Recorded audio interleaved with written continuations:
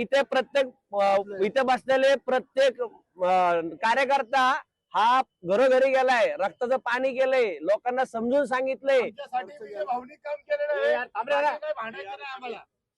इथं प्रत्येक जण जो बसलेला आहे आता या आंदोलनात सहभागी झालेला आहे, त्या प्रत्येकाने कष्ट केलेले आहेत, रात्रभर पळालेले, दिवसाची रात्र गेली।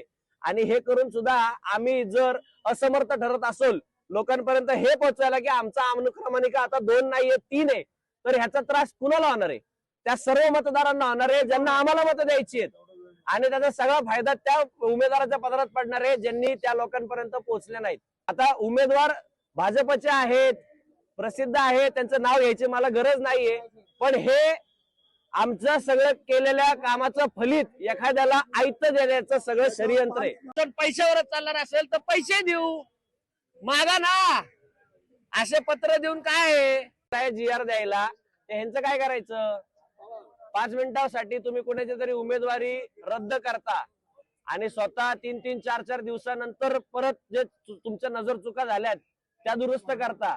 हे कुठपत हे योग्य आहे?